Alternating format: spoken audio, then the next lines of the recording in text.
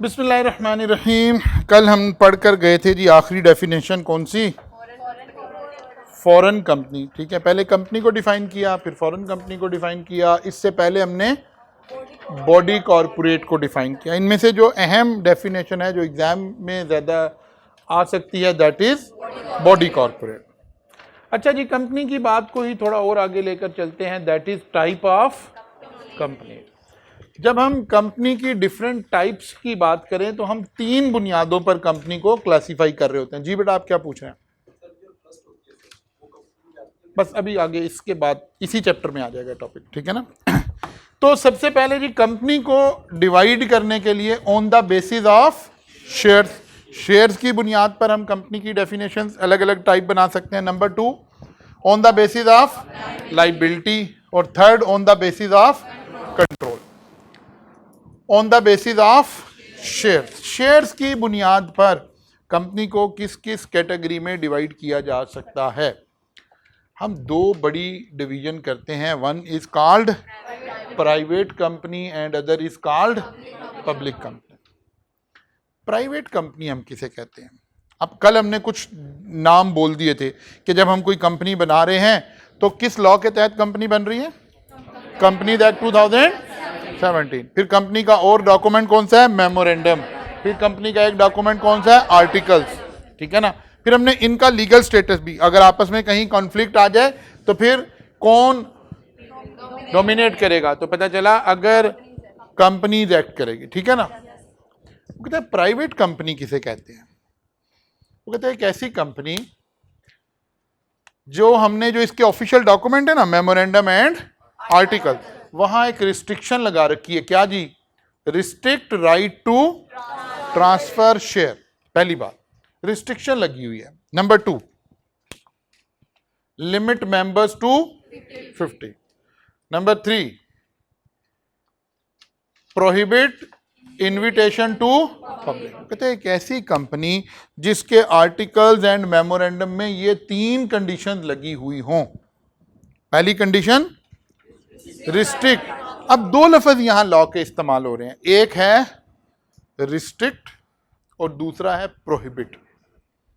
Restrict का मतलब है कोई शर्त लगा देना, कोई कंडीशन लगा देना, मना नहीं है, कोई कंडीशन लगी हुई है। जैसे पाकिस्तान में ड्राइविंग रिस्ट्रिक्टेड है कि प्रोहिबिटेड है?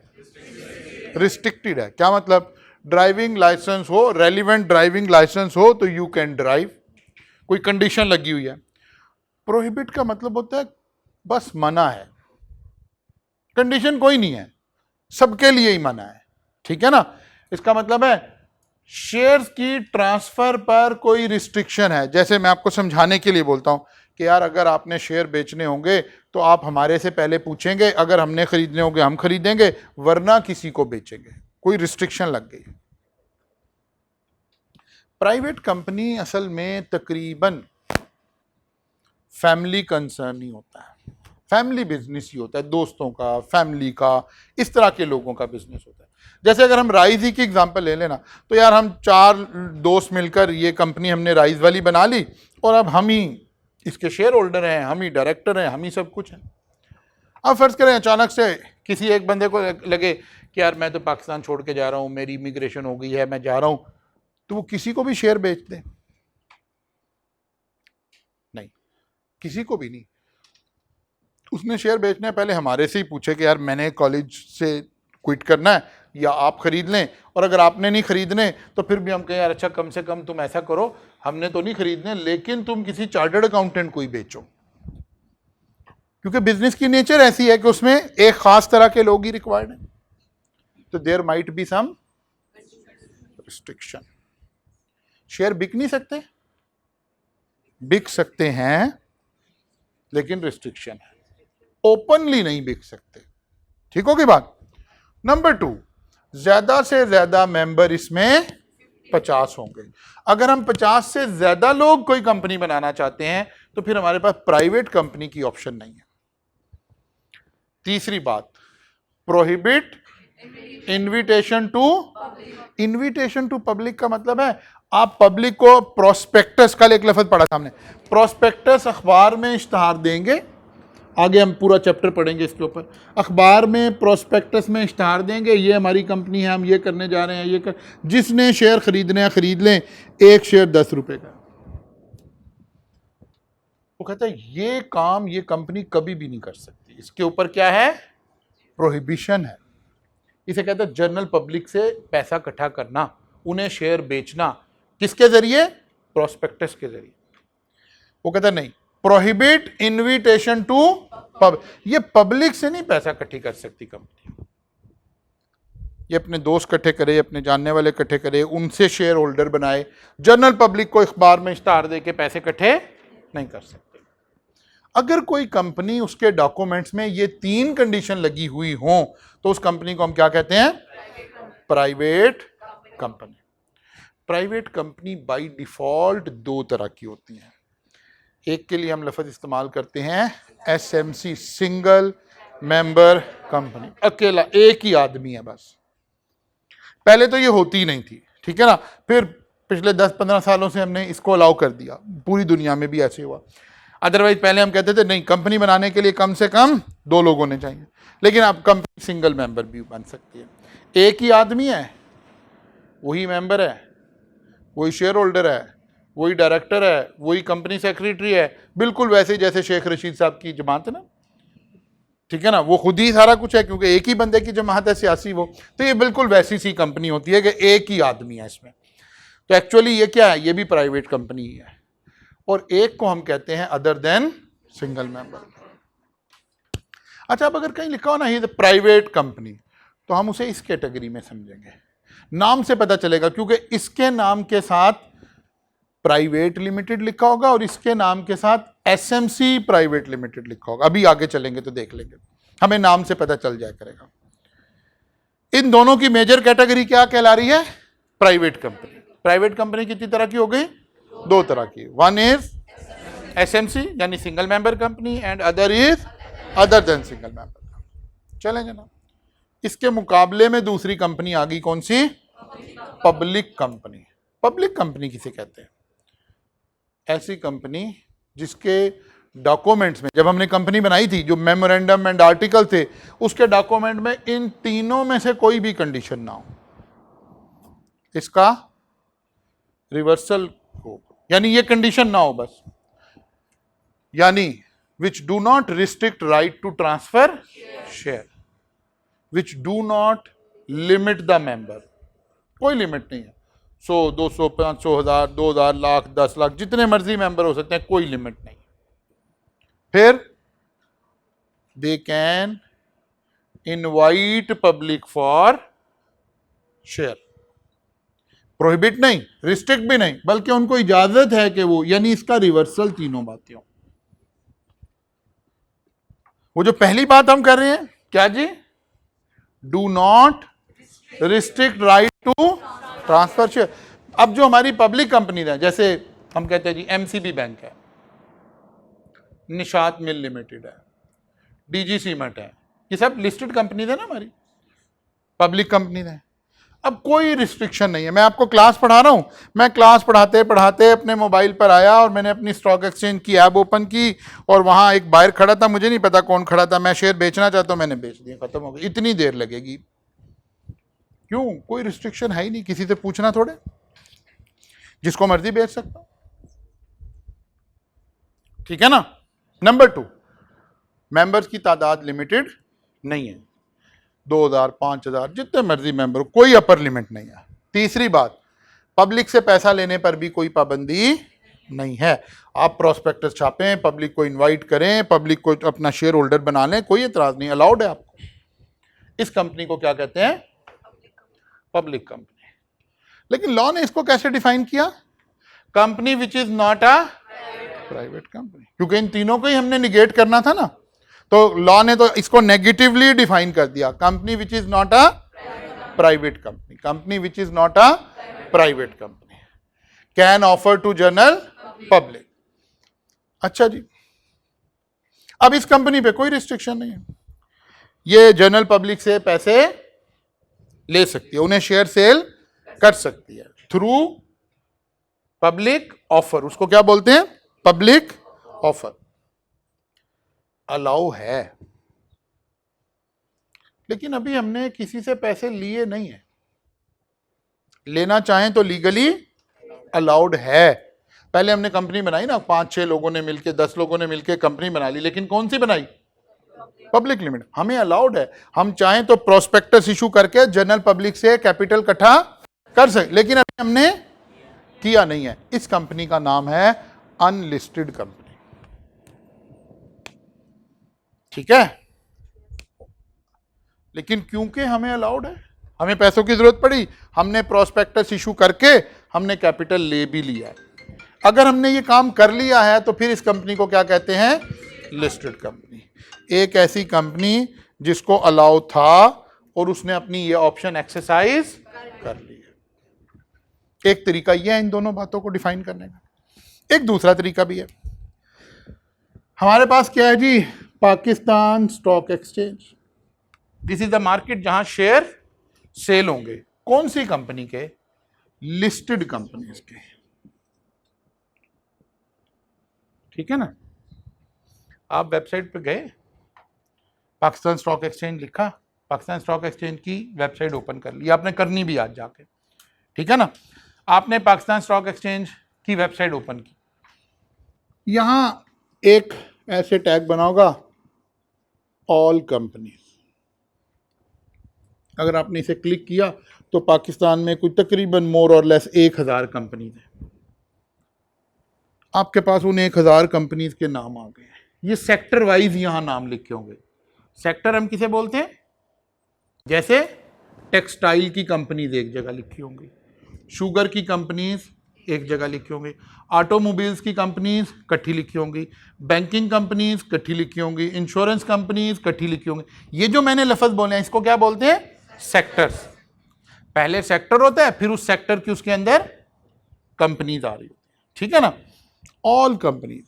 जिस कंपनी का नाम यहां नजर आए, ये कौन सी कंपनी है? Listed company.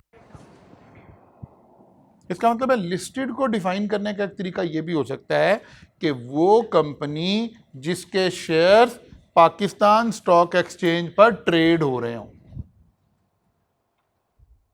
ठीक है ना। लेकिन अगर आप यहां जाकर देखेंगे तो हमें हमारी राइस की कंपनी नजर नहीं आएगी वहां पे। क्यों नहीं नजर आएगी? वो तो प्राइवेट कंपनी है। अच्छा, कोई ऐसी कंपनी जो प्राइवेट नहीं है, पब्लिक है, लेकिन उसने शेयर नहीं इशू किए हुए, वो भी नजर नहीं आएगी यहां पर, ठीक है ना। तो लिस्टेड कंपनी को पढ़ने का, इसको डिफाइन करने के दो तरीके हो गए। एक तरीका यह कि हम कहें ऐसी कंपनी जिसके शेयर स्टॉक एक्सचेंज में ट्रेड हुए हुए, लिस्ट हुए हुए, इसी को ही कहते हैं लिस्टिंग। एक कंपनी आई आपके पास, फर्ज किया एक कंपनी थी XYZ लिमिटेड। लिमिटेड से पता चला ना कि प्राइवेट लिमिटेड नहीं है, पब्लिक लिमिटेड है। अब हमने देखना है ये लिस्टेड है या अनलिस्टेड है। हम गए स्टॉक एक्सचेंज की वेबसाइट पे, देखा क्या इस कंपनी का नाम आ रहा है? नहीं आ रहा। इसका मतलब है अनलिस्टेड है। ये आपको एक बंदा कहता है, एक बंदा आपका कोई जानने वाला है, वो कहता है यार हम आजकल अपनी कंपनी की लिस्टिंग करवा रहे हैं। क्या मतलब? हम वो प्रोसेस फॉलो कर रहे हैं कि हम पब्लिक से पैसा इकट्ठा करें और स्टॉक एक्सचेंज की जो रिक्वायरमेंट है उसको पूरा करें, ताकि हमारा शेयर भी स्टॉक एक्सचेंज में ट्रेड हो जाए। क्योंकि जब कोई कंपनी स्टॉक एक्सचेंज में आ जाएगी, लिस्टेड हो जाएगी, तो क्या फायदा होगा? उसका शेयर लिक्विड हो जाएगा। क्या लफ्ज बोला मैंने? लिक्विड हो जाएगा, यानी उसकी बाइंग सेलिंग आसान हो जाएगी। मुझे राइस के शेयर बेचने हो, अगर राइस प्राइवेट लिमिटेड ना भी हो, पब्लिक लिमिटेड भी हो, तो बंदा ढूंढना पड़ेगा। बात समझ आ रही है? बंदा ढूंढना पड़ेगा। उस बंदे को भी पता नहीं लगेगा कि यार कितने का शेयर है। कहेगा अच्छा जी शेयर वैल्यूएशन करते हैं, आप अकाउंटिंग में पढ़ेंगे बड़े सब्जेक्ट्स में जाके कि शेयर वैल्यूएशन कैसे करते हैं, बिजनेस वैल्यूएशन कैसे करते हैं। लेकिन जब कोई चीज मार्केट में ट्रेड हो रही होती है तो आप इकोनॉमिक्स पढ़ कर आए हैं। अब प्राइस कौन निकालेगा? Market forces, demand and supply. अब एमसीबी शेयर की क्या कीमत है, डीजी शेयर की क्या कीमत है, नेस्ले की क्या कीमत है, जिलेट पाकिस्तान की क्या कीमत है? Market forces will define. कीमत ऊपर भी जा सकती है और कीमत नीचे भी आ सकती है। ठीक है ना। तो जब कोई शेयर लिस्टेड हो जाएगा तो उसका ये फायदा होगा कि सब लोग बेनिफिशियरी होंगे। मुझे भी शेयर बेचने हैं तो आराम से बिक जाएंगे, आपको खरीदने हैं तो खरीद लें। आप में से कोई बंदा डीजीसी में निशात में लिए खरीदना चाहता है, स्टॉक एक्सचेंज में अकाउंट बनवाए, अगले 10 सेकंड में आप ये शेयर खरीद सकते हैं। इजी हो गया काम। लिस्टेड कंपनी किसे कहते हैं, ठीक है ना। और अनलिस्टेड किसे कहते हैं, जिसके शेयर, या दूसरा तरीका अनलिस्टेड किसे कहते हैं, can offer but not yet offered. क्या मतलब, पब्लिक से पैसा ले सकती है लेकिन लिया नहीं है। और लिस्टेड कौन सी है, कैन ऑफर्ड एंड हैज, पैसे ले सकते थे और ले भी लिया पब्लिक से। क्लियर होगी बात। अच्छा जनाब जी,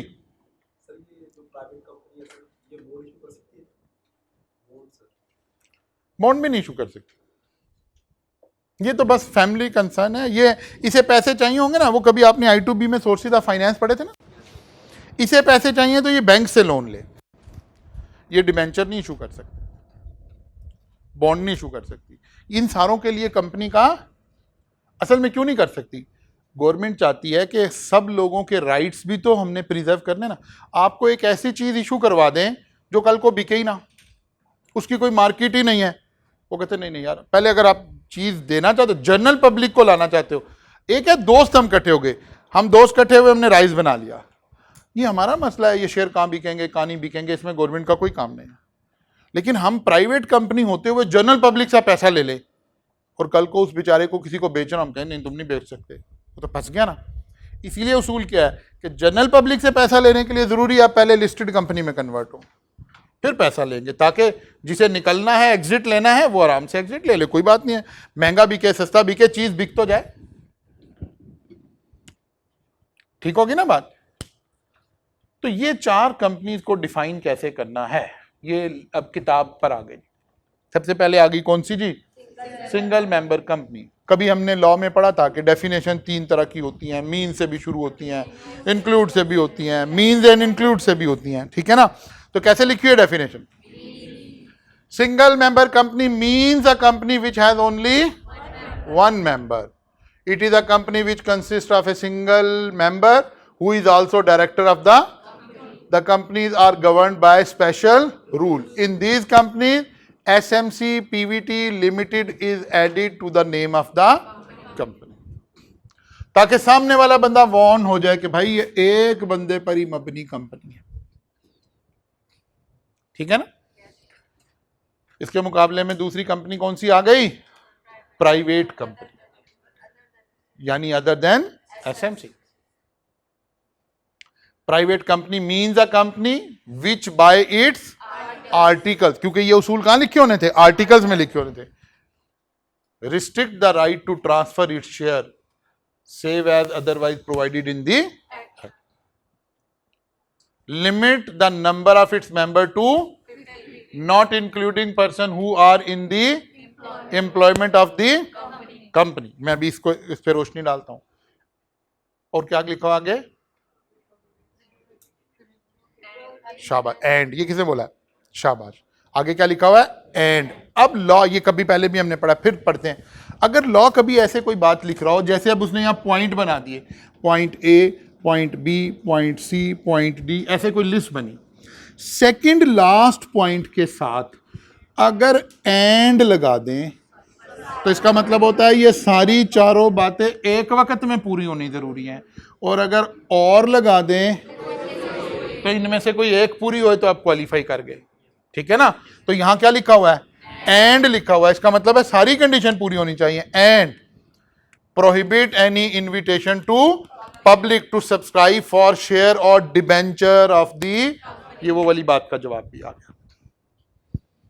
एक बात याद रखें, जाहिर है आप में से बहुत सारे बच्चे टेक्स्ट भी मेरे से पढ़ के बैठे हुए हैं, हम तो इसी मिजाज के लोग हैं, इसी से ही पढ़ते हैं पहले ही। लेकिन जो बच्चे कोई नए हों, आपने लॉ, जब मैं भी, अब मैंने स्लाइड बनाई है ना, अगर हमें कभी लॉ का रिफाइन मीनिंग लेना है ना, तो वो यहां से ही पता चलेगा, इससे नहीं पता चलेगा। ये टीचिंग स्किल की बात है। ये कॉन्सेप्ट डिलीवरी का मेथड है। आपको चीजें याद हो जाएंगी, डिलीवर हो जाएंगी, आसानी से समझ आ जाएगी, लेकिन ये कंप्रीहेंसिव नहीं है।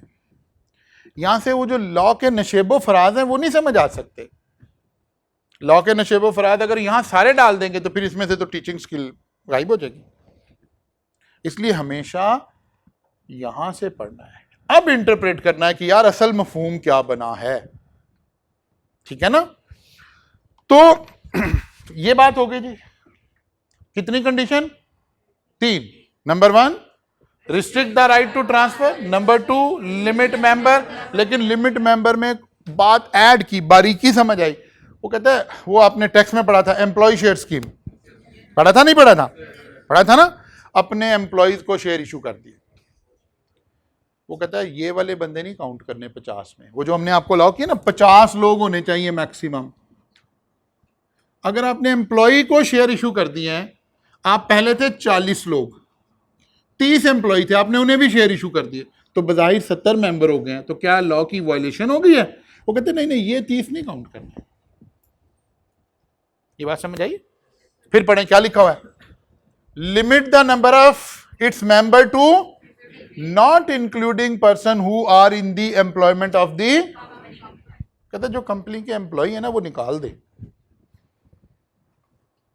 फिर एक बात और लिखी है, प्रोवाइडेड दैट, इसके साथ असल में लिखिए, provided that where 2 or more person hold 1 or more share in a company jointly. जैसे हम ज्वाइंट प्रॉपर्टी खरीद लेते हैं ना, 2 लोग मालिक हैं। वो कहता है एक बंदे ने 5000 शेयर खरीदे हैं, लेकिन 2 भाई हैं, उन्होंने ज्वाइंटली लिए हुए। अब इन्हें 1 काउंट करें कि 2 काउंट करें? वो कहते हैं इसे 1 काउंट करना है। उस 50 वाली काउंटिंग में इसे 1 काउंट करना है। यहां से एक MCQs बन सकता है एग्जाम का। ठीक है ना? वो क्या यार, एक कंपनी है, उसके मेंबर्स 30 मेंबर हैं, 40 एम्प्लॉय हैं और 20 लोग वो हैं जो ज्वाइंट शेयर होल्डर हैं। तो ये कितने हो गए जी टोटल? वैसे सादा टोटल 90। वो कहता है जी आपके ख्याल वायलेशन हो गई है लॉ की। अब आप काउंट करें कि कैसे काउंट करना है। ये 30 ऐसे ही काउंट करने हैं, इन्हें काउंट ही नहीं करना। ये 10 काउंट होने हैं अगर ज्वाइंट होल्डर है तो, अगर हर एक कैसे हैं। ठीक है ना? वो कल वो सवाल में हमें बताएगा। इसका मतलब अभी तो 40 हुए हैं, वायलेशन नहीं। बात क्लियर हो गई ना? वो कहते हैं जो ज्वाइंट होल्डर है उस बंदे को 1 गिनना है। जी बेटा क्या पूछ रहे हो?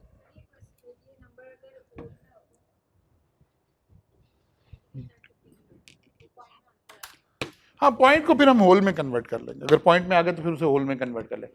Provided that where 2 or more person hold 1 or more share in a company jointly, they shall for the purpose of this definition be treated as.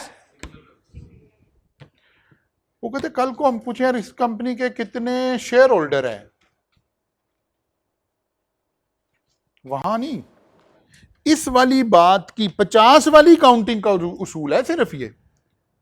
बाकी कोई और काउंटिंग है वो नॉर्मल तरीके से करेंगे। वो कहते हैं ये वाली लिमिट देखना कि क्या अगर 51 हो गए तो वो तो काम कंपनी की वायलेशन हो जाएगी ना। वो कहते हैं इसके 2 उसूल याद रखें। नंबर 1, जो एम्प्लॉयज हैं वो इसकी काउंटिंग में नहीं आने, और अगर कोई ज्वाइंट शेयर होल्डर है तो उसको 1 काउंट करना है। इस तरह से टोटल करके देखना है, ये 50 से ज्यादा नहीं होना चाहिए। डन हो गया? जब उसने जॉब छोड़ दी उसके बाद वो फिर काउंट होगा, उसके बाद काउंट होगा। जी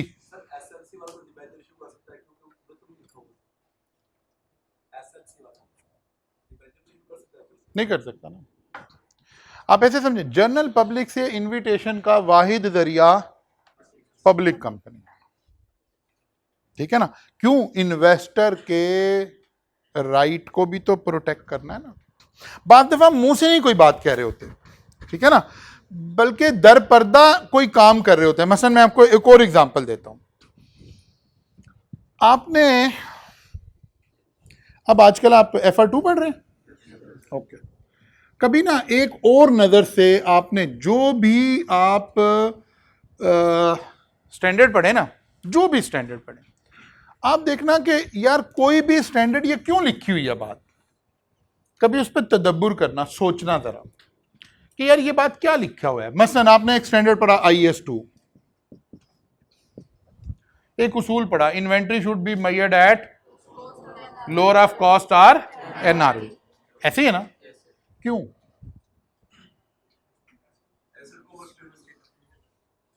क्यों नहीं करना?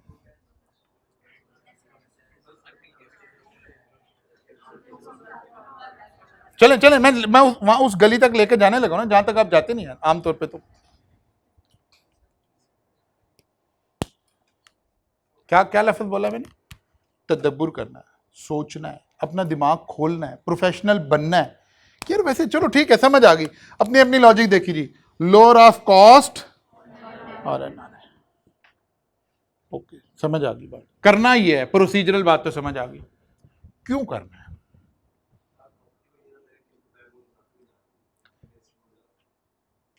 इसका फायदा किसको हो रहा है या नुकसान किसको हो रहा है? अब जरा लफ्ज सुने में, तमाम IAS जितने भी अकाउंटिंग के स्टैंडर्ड होंगे ये हमेशा इन्वेस्टर को प्रोटेक्ट करेंगे, क्रेडिटर को प्रोटेक्ट करेंगे। अब जरा गौर करें, इनमें से लोअर पर लेना है तो प्रॉफिट बढ़ेगा कि कम होगा? कम होगा। जब प्रॉफिट कम होगा तो डिविडेंड कम होगा। वो चाहते हैं कि डिविडेंड कम से कम निकले कंपनी से, वरना हम क्या कर सकते हैं, विंडो ड्रेसिंग करके ज्यादा डिविडेंड निकाल के अपने पैसे निकाल लें, और जब कोई क्रेडिटर है कि हमारे पास तो पैसे नहीं है, कंपनी बैंकरप्ट हो गई, कंपनी बेचें तो पता चले हाथ कुछ भी नहीं आया, और लाइबिलिटी कौन सी है? Limited, bye bye ta-ta. Limited liability का तो ये मतलब है ना। अब हमें पता है ये सारा काम होना है, तो जितने उसूल बन रहे हैं वो इसी नज़र से बन रहे हैं कि जिन लोगों के पैसे देने हैं उनका इंटरेस्ट वॉच किया जा सके। आज के बाद आप देख लेना, जब भी जो भी रिवैल्यूएशन पढ़ लिया, कभी पढ़नी है पढ़ लिया ना, रिवैल्यूएशन सरप्लस, इसकी ट्रीटमेंट ऐसे क्यों लिखी हुई है, यही लॉजिक है, ठीक है ना। सारे उसूल आपको एक जगह पे नजर आएंगे।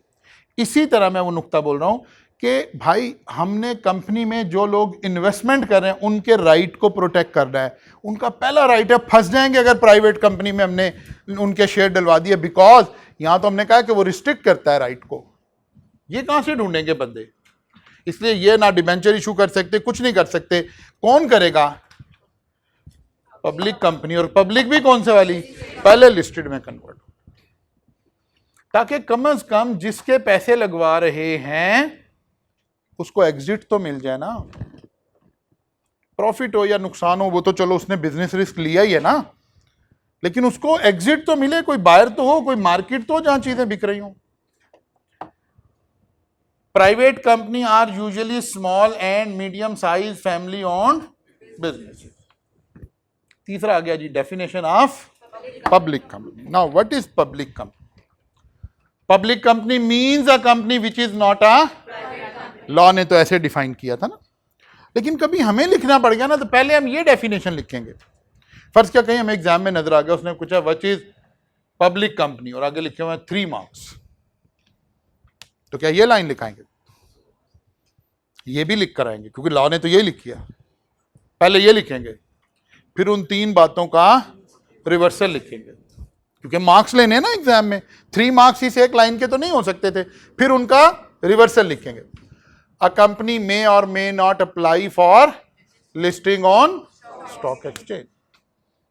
फिर आ गया जी public listed company, such form of public company whose securities are listed. अब देखिए लफ्ज भी उसने शेयर नहीं बोला, सिक्योरिटीज बोलना शुरू कर दिया, क्योंकि सिक्योरिटी में दोनों चीजें आ गई हैं, शेयर भी आ गए और डिबेंचर भी आ गए। बात समझ आई ना? Such form of public company whose securities are listed on stock exchange and they are traded as per regulation of stock exchange. Securities are tradable financial instrument used to raise capital. It includes equity securities जिसे share कहते हैं, और debt securities जिसे debenture, आप I2B में भी पढ़कर आए हैं थोड़ी बहुत ये बातें। और अभी एमएफए पढ़ रहे हैं इस दफा, एमएफए में पहुंचेंगे तो इन चीजों की वैल्यूएशन सीख रहे होंगे, इनकी कॉस्ट सीख रहे होंगे, इक्विटी की कॉस्ट क्या आ रही है, डिबेंचर की कॉस्ट क्या आ रही है, इसकी न्यूमेरिक साइड पढ़ रहे होंगे आप वहां पे, इस दफा पढ़ेंगे इंशाल्लाह। Listed company means a public company, body corporate or any other entities whose securities are listed on securities exchange. ठीक होगी बात जी। Public unlisted company have not made an offer to their share to general public, hence their share are not traded on stock exchange. A public unlisted company, however, is entitled to make an offer to the general public as and when it thinks fit. क्योंकि allowed तो इसे है, अभी हमने क्या लिखा था, can offer but not yet. Unlike private companies which are forbidden या बल्कि prohibited to invite subscription from general public. तो क्या प्राइवेट कंपनी क्या करे? अगर एक कंपनी प्राइवेट है और उसे लगता है मुझे पैसे चाहिए पब्लिक से, तो अब क्या करे? अपना स्टेटस चेंज करवाए, पहले अपने आप को प्राइवेट कंपनी से पब्लिक कंपनी में कन्वर्ट करे। ये कंपनी आपस में स्टेटस चेंज भी कर सकते हैं। सिंगल मेंबर कंपनी प्राइवेट में कन्वर्ट हो सकती है, प्राइवेट कंपनी पब्लिक में कन्वर्ट हो सकती है, अनलिस्टेड कंपनी लिस्टेड में कन्वर्ट हो सकती है। अपने आप को अपग्रेड करे एक किस्म का, कहां से, किसके साथ? एसईसीपी के साथ, क्योंकि कंपनी कहां रजिस्टर्ड हो रही है? एसईसीपी के साथ। जब तक आप लिस्टेड कंपनी में कन्वर्ट नहीं हुए, जब तक आप शेयर पब्लिक को इशू नहीं कर सकते जी। हाँ, वो तो उसने कंप्रीहेंसिव करने के लिए बात कर दी ना। उसने कहा कंपनी भी हो सकती है, बॉडी कॉर्पोरेट भी हो सकती है, कोई एनी अदर एंटिटी। उसने एक प्रोविजन डाल दी कि कोई भी इदारा अगर कल को गवर्नमेंट उसको अलाउ कर दे, ठीक है ना। जैसे अगर हम अभी की बात करें तो कल को हमके यहाँ स्टेट बैंक ऑफ पाकिस्तान के शेयर भी हमने ट्रेड करने हैं, तो बॉडी कॉर्पोरेट की डेफिनेशन में आ सकती है जी। जी बिल्कुल करना होता है, बल्कि और बहुत सारे उस वक्त तो जब कोई मर्जर या कोई एक्विजिशन हो रही हो ना, तो स्टॉक एक्सचेंज के बहुत सारे रूल्स जो हैं वो अप्लाई होते हैं। या अगर एक कंपनी लिस्टेड हो गई, अच्छा ये वापस भी जा सकते हैं, एक कंपनी लिस्टेड है वो अनलिस्टेड में कन्वर्ट होना चाहती है। अब यहां बड़ा मजेदार एक उसूल है, लेकिन यहाँ वीडियो भी रिकॉर्ड हो रही है तो ये मसला। अच्छा चलो मैं थोड़ी सी बात बताता हूँ आपको। तो नहीं, तो जब कोई हमने कोई लिस्टेड कंपनी है ना और वो अनलिस्टेड होना चाहती है, अब लिस्टेड होने से पहले हमने कहा था यार इन्वेस्टर का ख्याल करना है, ठीक है ना। आप प्राइवेट कंपनी क्यों नहीं शेयर इशू कर सकती कि लोगों ने पैसे लगा देने, कल को किसको बेचेंगे। अब ये एक लिस्टेड कंपनी है, कहता नहीं यार हमें डी लिस्ट कर दो, तो एक उसूल है कि नहीं, आप अपने शेयर होल्डर को बताएं कि हम डी लिस्ट होना चाहते हैं, और एक ख़ास फार्मूला है, उस फार्मूला की मदद से इस शेयर की एक प्राइस कैलकुलेट होगी। कम से कम उस प्राइस पर आपको ये शेयर अपनी पब्लिक से जो वापस करना चाहें उनसे ख़रीदने पड़ेंगे। वो एक बाकायदा एक उसूल है, एक रूल है, उसके तहत आपने वो शेयर ख़रीदने हैं। फिर जो लोग बच जाएं, अब वो विलिंग है ना कि नहीं यार ये डी लिस्ट भी हो रही है तो हम प्राइवेट में भी इसके साथ ही रहना चाहते हैं।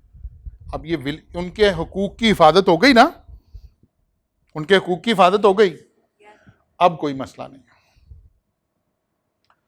ये मैं मेरा ख्याल है सर 2007-8 की बात कर रहा हूँ। एक टेक्सटाइल मिल है, अलकादर टेक्सटाइल मिल, तो इन्होंने स्टॉक एक्सचेंज में एक एप्लीकेशन दे दी डी लिस्टिंग के लिए। अच्छा, मैं क्योंकि स्टॉक एक्सचेंज में इन्वेस्टमेंट करता हूँ तो मेरा कोई वहाँ थोड़ा सा ताल्लुक था, मुझे खबर आ गई कि इन्होंने एप्लीकेशन दे दी है डी लिस्टिंग के लिए। अब मैंने फ़ौरन उस रूल के तहत देखा कि इसकी एक शेयर की प्राइस क्या बनती है। इसका शेयर उस वक्त ट्रेड हो रहा था 4-5 रुपए का ना, और उस फार्मूला के तहत इसके शेयर की प्राइस बनती थी 42 रुपीज़। अब ये बहुत बड़ा गैप था। अच्छा, मैंने देखा कि यार ये तो बड़ी ज़बरदस्त दिहाड़ी है, इसके अंदर इन्वेस्टमेंट है इसमें। तो हमने शेयर खरीदने शुरू कर दिए इसके फौरी तौर पे ना। अच्छा, बहुत ज़्यादा शेयर इसके मिलते भी नहीं थे, थोड़े से शेयर मिलते थे, रोज़ के 2000 5000 ऐसे करते करते हमने काफ़ी सारी क्वांटिटी इकट्ठी कर ली। अब वो जब हमने काफ़ी सारी क्वांटिटी इकट्ठी कर ली तो पता चला कि वो काम आगे चल ही नहीं रहा है। अब हम फंस गए। तो क्योंकि एकदम से स्टॉक एक्सचेंज में अगर 2-3 रुपए का भी डिफरेंस हो ना तो ये बहुत बड़ा गेन होता है, यहाँ तो 40 रुपए का डिफरेंस चल रहा था। अब हमने तो लालच में आके अपने सारी जितने पैसे थे ना सारे इधर उधर से निकाल के औने पौने चीज़ें बेच के सारे पैसे यहाँ डाल दिए। अब वो कंपनी डीलिस्ट हो ना, उन्होंने एप्लीकेशन दी, एप्लीकेशन के बाद वो परसुई ना करें उस बात को, हमारा सारा फंड ब्लॉक हो गया। 6 महीने हम बैठे हैं, 2 हम दोस्त थे, 6 महीने हम इंतज़ार करते रहे, फंड ना चले। अब ये शेयर इतना लिक्विड भी नहीं है, अगर हम बेचें तो बिकेगा भी नहीं, और प्लस हमने तो ख्वाब बुन लिए थे कि इतने तो ज़रब इतने तो वो हम तो वो सोच के बैठे हुए थे। अब ये शेयर जनाब वो हो ना, खैर हमने कहा अच्छा कोई बात नहीं, फंस गए कोई बात नहीं है। इसकी AGM आ गई, मैंने उसे, आसिफ वो मेरे दोस्त हैं, मैंने कहा आसिफ हम AGM में चलते हैं, ज़रा देखें तो सही कंपनी में मसला हो क्या रहा है क्या। अब ये जो छोटी छोटी कंपनीज होती हैं, हालांकि थी तो लिस्टेड कंपनी, इनकी AGM भी ऐसी होती है कि किताबों में कागज़ों में। वो चकवाल की साइड पे इसकी AGM थी। हम सुबह निकले। अच्छा, मेरी आदत है, मैं आमतौर पे ना इस तरह के कामों में काफ़ी रिस्क एवर्स टाइप का बंदा हूँ। तो हम पहुँच गए, हमारे जैसे हमें अंदाज़ा था, ये 2008 की बात हो रही है, अभी ये गूगल मैप्स और ये हमारे यहाँ नहीं थे। अच्छा, हमारे ख्याल में हम पहुँच गए, 15-20 मिनट का सफ़र रह गया। तो आसिफ कहता है यार अब हम नाश्ता वाश्ता कर लें, आराम से थोड़ा सुकून कर लें, अब 10 मिनट बाद पहुंच जाएंगे, जब 10 बजे सुबह AGM है तो पहुंच जाएंगे। मैंने कहा नहीं यार एक काम करते हैं, पहले ना देख के आते कंपनी कौन सी, फिर वापस आ जाएंगे, फिर यहाँ बैठ के नाश्ता है।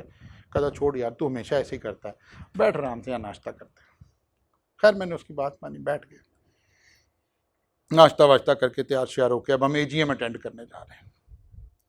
अब गाड़ी चला रहे हैं, हमारे ख्याल से 10 मिनट बाद अलकादर टेक्सटाइल आ जानी चाहिए। 10 मिनट, 15 मिनट, 20 मिनट, वो तो सारा जंगल, इधर भी खेत उधर भी खेत,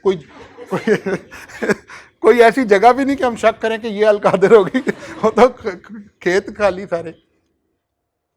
यार आसिफ ये क्या हुआ है?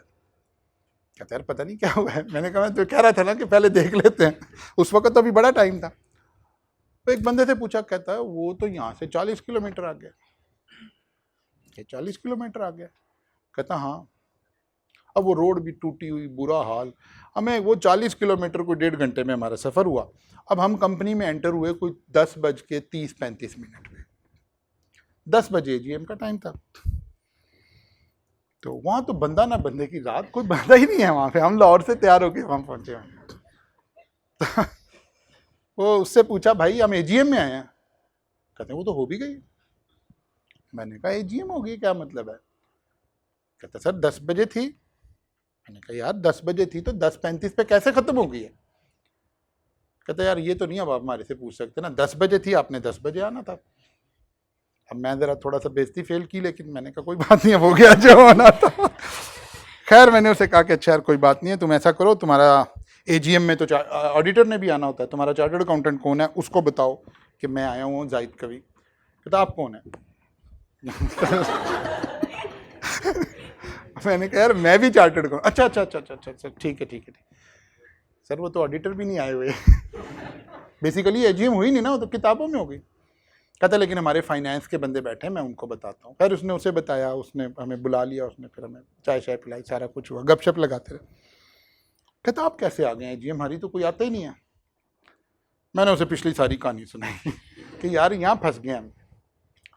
कहते यार असल में ना ये 3 भाई हैं, जब इनकी लड़ाई हो जाए ना फिर ये कहते हैं ना डीलिस्ट करानी है।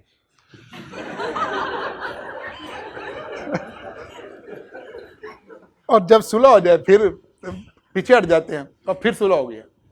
यार मर गए, कौन सुलह हो गया?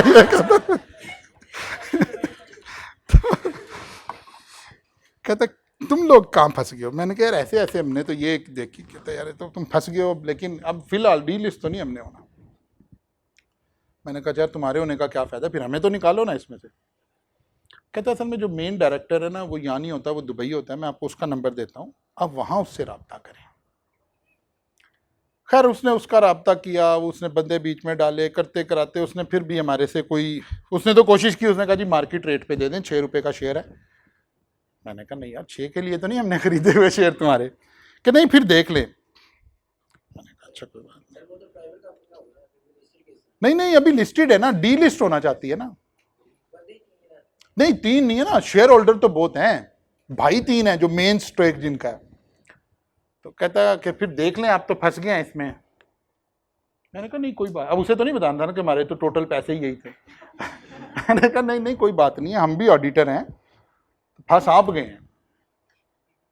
तो मैंने कहा अब हम आपकी मीटिंग में आएंगे, आपने ये जीएम भी नहीं की हुई, ऐसे होगा ऐसे होगा। उसे थोड़ी सी समझ आई कि ये काम खराब हो गया है। फिर उसने कहा अच्छा चले मुझे सोचने का टाइम दे, करते कराते फिर उसने कोई 35 रुपये पे हमारे से वो सारे शेयर खरीद लिया। हमें बड़ा अच्छा गेन आया उस दौर के हिसाब से, बड़े हमने पैसे कमाए उसमें से। तो ये सारे काम भी हो रहे होंगे। इन्वेस्टर के राइट्स को लॉ ने बहुत एंगल से प्रिजर्व करना है कि भाई इन्वेस्टर का नुकसान ना हो जाए। तो ये लॉ भी, वो जो आप कह रहे हैं कि अगर डी लिस्ट होगा तो कैसे होगा, फिर इस तरह के डी लिस्टिंग के लॉज हैं, लेकिन ये अभी नहीं आप पढ़ रहे, सीए फाइनल में ये आप पढ़ेंगे। जो मैंने सारी कहानी सुनाई है ना आपको, ये जब आप सीए फाइनल में लॉ पढ़ रहे होंगे तो फिर वहाँ ये कहानी पढ़ेंगे भी सही इंशाअल्लाह ताला। अच्छा जनाब, फिर एक चलेंगे यहाँ से आगे, कल चलेंगे पब्लिक सेक्टर कंपनी को डिफाइन करेंगे इंशाअल्लाह ताला। लेकिन एक काम जरा समझ लें, ऑनलाइन वाले भी और आप भी, काम रोजाना का साथ साथ करते रहेंगे तो ये बगैर बर्डन के ये 100% आपका पेपर तैयार हो जाना इंशाअल्लाह ताला।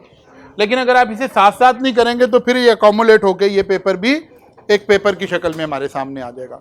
कल मुलाकात होगी इंशाअल्लाह, यहाँ से आगे चलो।